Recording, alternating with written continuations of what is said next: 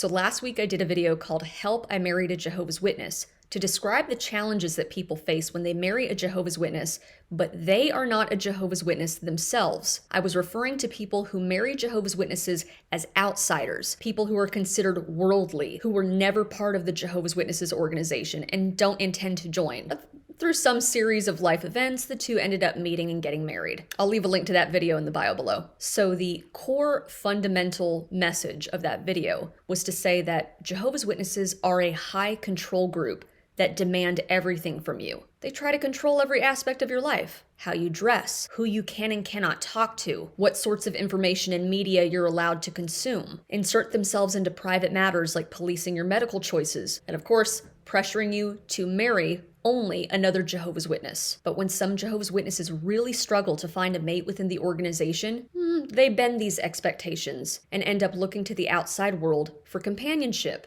A lot of times, unfortunately, what happens is that the new non-Jehovah's Witness spouse is then blindsided by the amount of influence the organization holds over their JW spouse. Typically the Jehovah's Witness wife. More on that later. So basically the new non-Jehovah's Witness spouse ends up entering a situation that they weren't fully prepared for, that they really didn't understand what they were getting themselves involved in, which then unfortunately in a lot of cases ends up in divorce. All right, so I'm gonna make a big fat disclaimer here.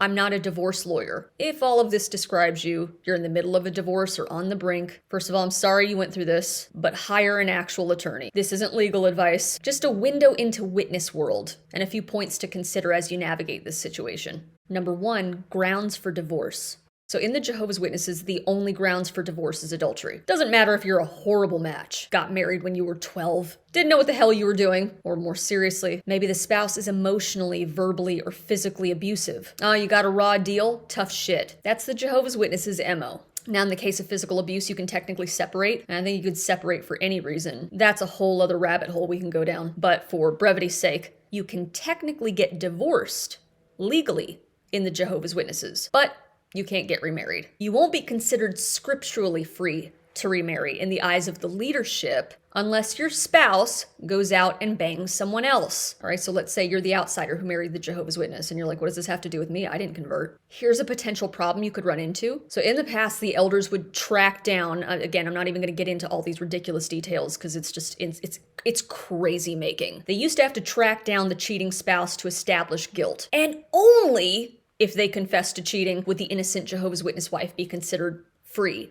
to remarry. But now it's a little different. If the non-Jehovah's Witness spouse, all right, you in this case, admits it, like, yeah, I've been sleeping around, or maybe you just got remarried, then your Jehovah's Witness wife can scribble out a letter to the elders, submit it, and then she's off the hook. She's allowed to remarry.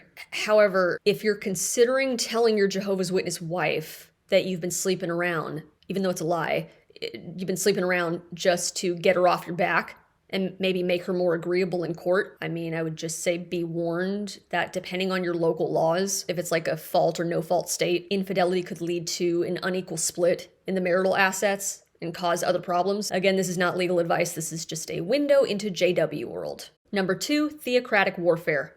So in Scientology, they have something called fair game. L. Ron Hubbard, the founder of Scientology, basically said that anybody who leaves and speaks out against Scientology is fair game. Like, you can go harass them. Jehovah's Witnesses have a similar concept, but it's not as extreme. They call it theocratic warfare, meaning they will justify lying through their teeth if it means protecting their assets. Okay, so think about it on an organizational level, or you're getting divorced. Lying under oath can and does happen. I mean, you want a prime example of this. You can watch governing body member Jeffrey Jackson just make a string of bold-faced lies during the Australian Royal Commission back in 2016. But now what's funny about this, and I don't mean haha funny because this is a pain in the ass. If you find yourself in a courtroom, your spouse brought you to court, if you find yourself in this situation and your spouse is nuts, it'll come through. Trust. They are so delusional, narcissistic, think they're the center of the universe. So what they're gonna try to do is shame you or make an argument against you that just doesn't hold water in the real world. No judge is gonna care that you don't go to the meetings with your wife, or that you or that you like committed adultery in your mind with the hot barista. All right, all that petty shit that works in witness world doesn't work in the real world, bitch. So just keep in mind that if that's the kind of person you're divorcing, she's probably going to use theocratic warfare, smear campaigns, crocodile tears, talk to any listening ear, try to get a bunch of people to rally around her and support her. Anything to justify lying and to make the witnesses appear benign. Number 3, child therapist. So actually, this is really sad and unfortunate when kids are involved. People reach out to me and tell me that they're actually like right now going through this. My son, he's divorcing his JW wife. He's not a witness. We were never witnesses. We had no idea that the witnesses were this crazy, we're in the middle of a custody hearing. It's getting really nasty. Yeah, I'm worried about my grandbabies. I'm worried for their, mental and emotional well-being. She's filling their heads with JW stuff. I've heard that several times over the years. Again, not a lawyer, but I know that you cannot say, well, little Dakota said XYZ about mom. They're going to consider that hearsay and the court's going to throw it out. I do know that you cannot speak for your child or grandchild and say that they said that. They're going to throw that out. For your child's sake, frankly, for their well-being and for getting things on record. Let's just be real here. All right, you have the option of hiring a child therapist because then the therapist can then document everything that's said in the session with your child or grandchild. And then the therapist in turn can provide permissible evidence to the court. Another possible option is that you can use Jehovah's Witnesses' own literature. If this describes a situation that you're in, go to their website, you go into the search bar, but look up articles, look up their literature that contains the following key terms. And no, it's not shunning or excommunicated. I know I say that a lot on this channel, but I do that for people who are never Jehovah's Witnesses, who may not understand what removed or disfellowshipped means. That's why I say shunning and excommunicated. But technically, Jehovah's Witnesses don't use those terms. So that's why I say don't bother using those terms. Instead, search for the words removed, disfellowshipped, bad association, worldly association, Satan's world, worldly wisdom, secular wisdom, Armageddon. All right. Any XJ dubs in the comments, if I missed a term and you think that it would be useful or helpful in this situation, drop a comment. And let's not forget the treasure trove of Caleb and Sophia videos and other propaganda films that the Jehovah's Witnesses produce that can have a negative impact on children and teens. The point is to gather all this information or these articles in a custodial hearing to present the potential psychological damage. Just hold it up and be like, look, this is what my kid's learning at the Kingdom Hall. This is why I'm making my case. You can present this possibly and say like, hey, I'm worried for my kid's well-being, not just because I'm being petty and trying to take the kid away from their mother. This isn't about me, this is about my kid. Which brings me to my last point. Number 4, don't talk trash. That's my job. No, but seriously, it can be incredibly tempting. I know, it can be incredibly tempting to rip the JW parent who is being an asshole and to trash the witnesses because they deserve it. But do everything that you can to refrain because the kid is already confused, because it's going to mess up the kid. It could possibly lead to more legal headache, if it gets back to mommy and mommy wants to stir up some shit, but also too because that's their mother. And hearing you speak disparagingly about mama or mommy or whatever, is not a good thing.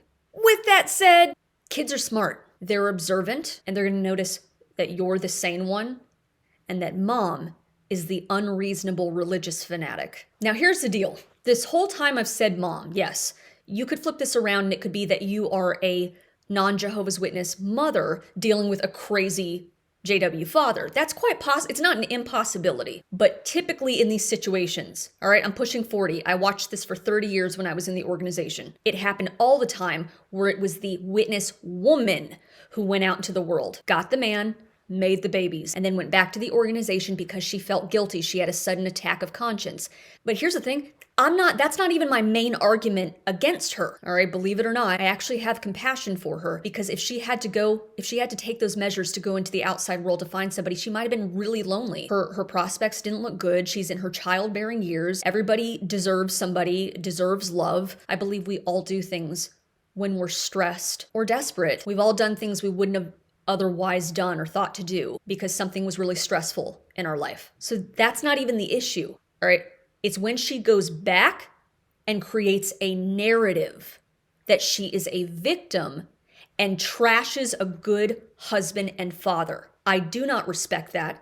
And that's why I don't give women some moral invulnerability card. And let me acknowledge something else, because I know there's going to be other women watching this who are highly triggered if they haven't been triggered already. She's just bad-mouthing women. No, here's the deal. I'm speaking about a very specific scenario, outsiders marrying Jehovah's Witnesses. And this is how it usually works out. Now, I will say, in the Jehovah's Witnesses, when two Jehovah's Witnesses get married, if it turns out to be an abusive marriage, it is 99% of the time the husband's fault. The men are abusive. It's a highly misogynistic organization. You got elders protecting their cronies.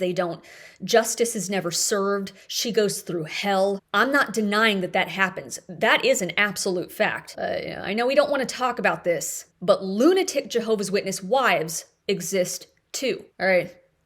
Literal kicking, punching, and slapping. It happens. We don't want to believe it. We only want to believe that men are capable of that. I'm sorry, did I say punching and slapping? I meant throwing cookware at the man's damn skull. Okay?